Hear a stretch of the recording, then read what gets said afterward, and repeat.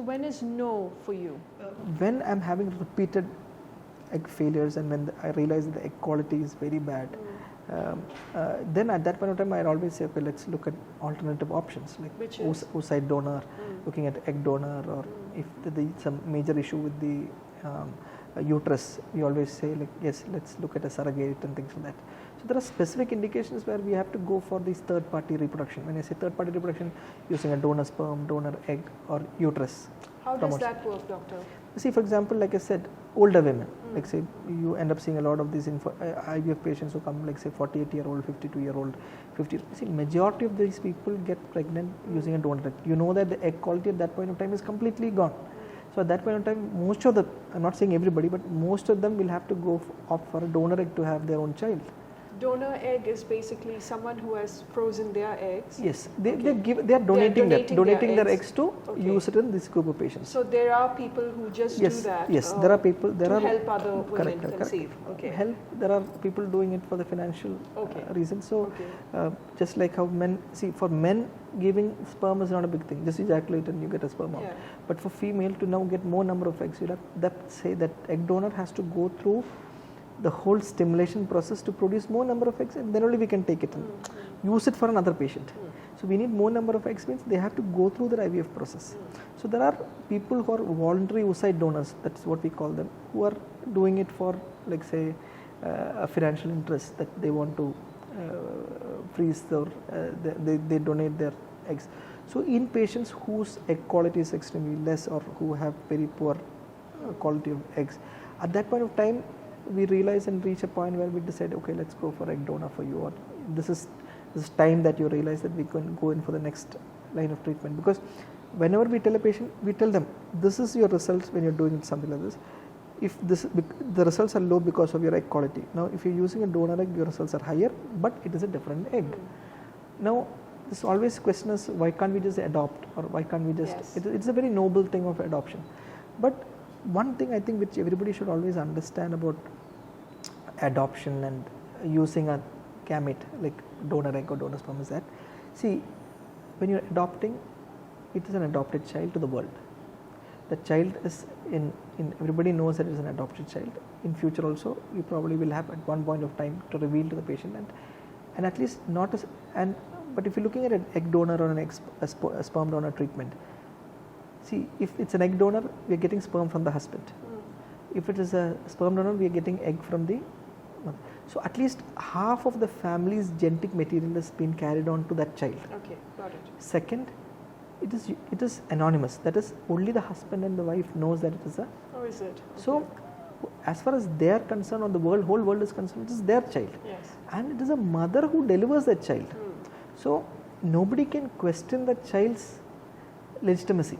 Okay, so we very clearly know that this is a treatment, it is done with proper consent, okay, in patients who have poor eggs or who are willing to accept donor eggs to use it, because they get an opportunity to become a mother and have a child. Because if they had not got, see, imagine they go for an adoption, like I said, it's a very noble thing, but they miss out on that opportunity to have, see, husband, the eggs are bad, but husband had that opportunity to have his own child.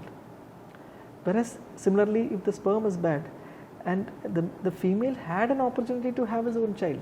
So you're giving them that one last hope, that chance to still. So, but then obviously the person who's they're using a donor has to be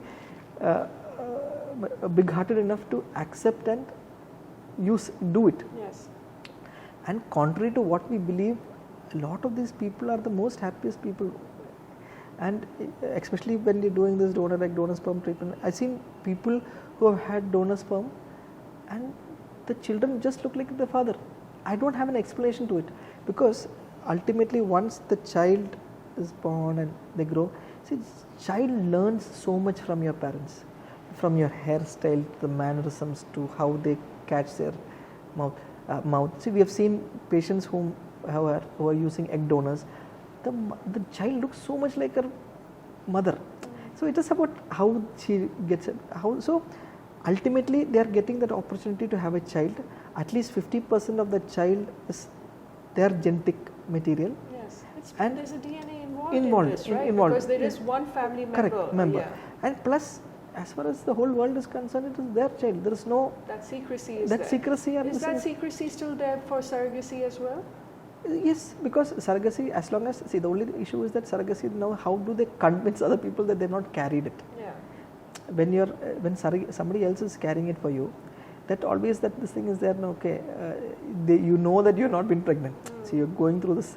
They know that 9 months of pregnancy is there, and then you have to go through this 9 months of pregnancy, and you deliver, you go to the hospital, you'll have complications between, you'll have scan in between. So you know that your friendly neighbor will always ask you, how is your scan today, what did happen, what, you don't have symptoms, you don't, so it becomes a little more challenging to kind of, because the more lies you tell, you have to keep on lying on top of it. So people who after surrogacy, we always tell them that it is up to you to decide what you want to tell. Anyway, we don't talk about any patient to a third person. We only talk to the husband and wife. I don't know if you realize, even if any patient comes, we don't even let the mother or father, nobody. Yeah, that they have done. It was always you and me and your staff. You know? Because we make it a point that we don't discuss, see, what the relation what you have with your mother or mother-in-law, whatever it is, it's between you both. Yeah. But when we tell, we might not be knowing it. So when we are talking about patient details, when we are talking about that blame game can come in the family, it can create a later issue. So if whatever you want to say to your relatives, you can say, but we will never tell anything about your treatment to the patient. So that is a policy that we, so likewise, so it is about your decision to decide. So surrogacy again becomes a challenge to make sure that to prove that you have carried the child and then delivered. But that is also an option before an adoption, isn't it? Because yes, because see, you're also taking your husband's. See, now see, like I said, when you look at what you say, you have a sperm, egg, and a uterus. Yes. Okay.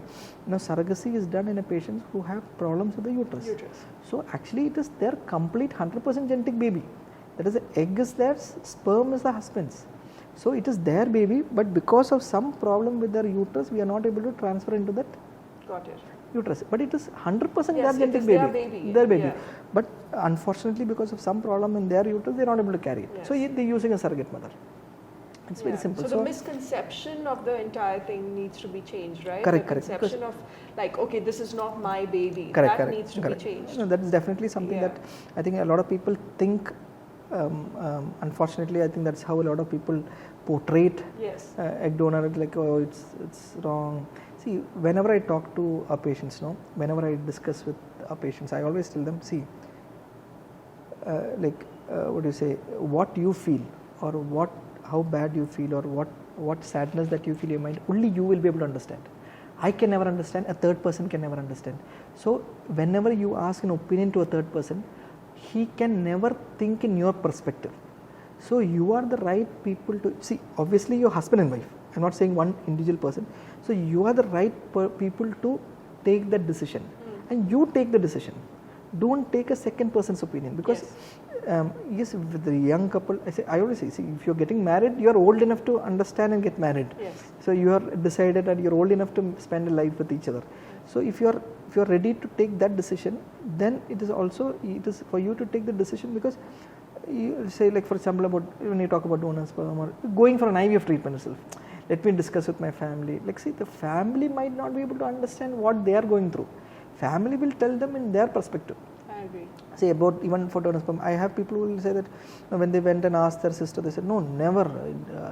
It is better not to have a child rather than why use donor sperm. See, not have a child, they are not the people who are not having a child. No, it is these people who are going to have a child. So who are they to decide for this patient? So I always say, don't disclose these things to unnecessary people. It's between husband and wife. So see, this journey of IVF, it is very difficult.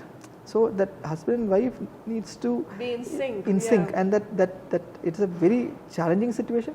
And yes, I always believe that we need to have that couple of good friends whom we can talk to. Probably not take too much of their advice, but whom we can talk to. I will still, because you need somebody to vent it out. What you're going through, somebody to vent it out. So it is always important that you have somebody like that. Brilliant. Okay.